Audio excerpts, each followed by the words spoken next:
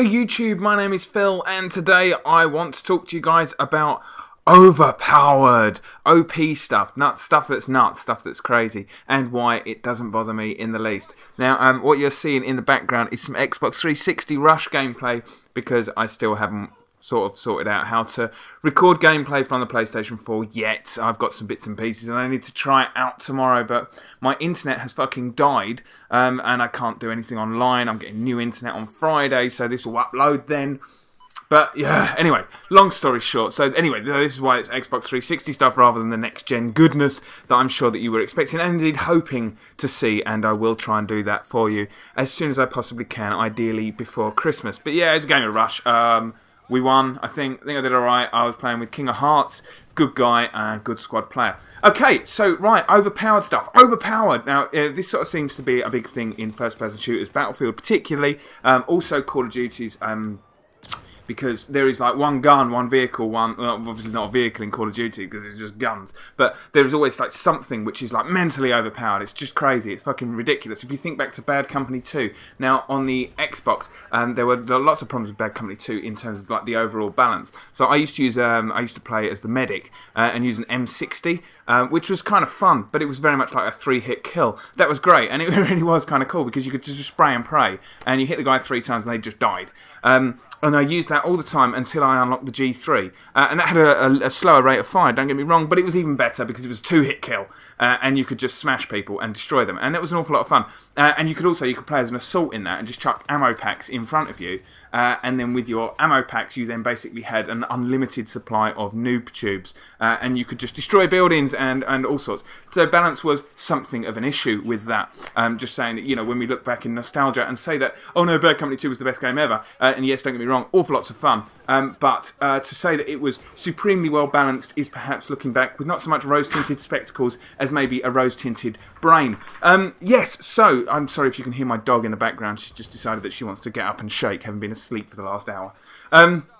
Okay, so yeah, so overpowered stuff. So yeah, and it also happened in Battlefield 3, didn't it? With things like the M16s and a lot of the helicopters as well. If you had like a decent helicopter pilot, they would just ruin you. They would rape you, and that bad rape. It was horrible because they could.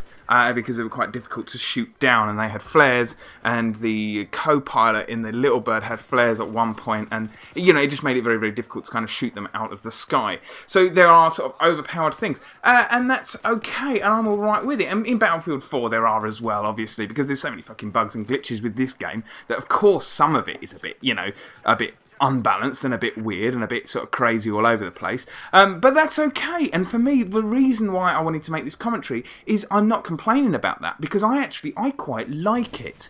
Now in Battlefield 3 particularly, right, the M16A3 was fucking nuts. It was like a laser, had a good rate of fire, had like literally no recoil at all. You could put people down in 4 bullets. It was fantastic. If you shot them in the face, they died in like 2 bullets. It was tremendous. It was a great gun to use, and I used it a fair amount.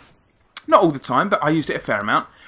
But it was so kind of satisfying when you had a Colonel Shitbucket 100 running around and he had 100 service stars with the M16, and then you stabbed him, or you went up behind him with a shotgun and you blew his head off. That was fantastic. It just made you feel so much better and so much nicer about the whole game at all. Because ultimately, right, so if we're talking about realism, and Battlefield is ostensibly, you know, a relatively realistic game, you know, when the American army decides that they want to invade some third world desert because of the oil, a little bit of politics, then they're not necessarily going to turn around and say, well, okay, we've got these M16s and big fucking hulking marines and laser sights and jeeps and tanks and all of this other stuff, and you know, and ultimately we're up against like a load of kid soldiers with sharpened fruit and sticks. It's not about balance and realism, is it, in real life? So why should it be in a game? You know, ultimately, like, some guns frankly are better, and you know, that should be shown in games, you know, and then it creates kind of more of a challenge for the players to use those guns that aren't necessarily as good, that don't work as well, because you want to then sort of give yourself the satisfaction of using something that frankly isn't as good as anything else, but still doing well in the game. You know, having a good kill-death ratio in the game if that is your bag, or winning the round if that is your bag, or just, you know, I don't know, carving someone's heart out and taking away their dog tags because you are deciding to go knife only against, you know, guns. So yeah, if you do that, and that's fantastic, and that's ultimately, you know, a kind of very enjoyable experience that makes you kind of keen and increases your enjoyment of the game, then that is tremendous, and I very much salute you with that. Because for me personally, as I say, overpowered stuff doesn't bother me. I mean, you know, yeah, okay, there's always going to be some guns that are better than others, that shoot straighter, that have a better rate of fire, that are able to take out helicopters quicker, or tanks, or you know, even if tanks themselves are just generally better than anything else, and they're ridiculously difficult to take down, which they don't seem to be in Battlefield 4, to be fair, they seem to be made of paper. Then, you know, that's fine, that's okay, because it does give you the satisfaction of when you do blow it up, you think, yes, good game, well done, I've done ever so well indeed to do that.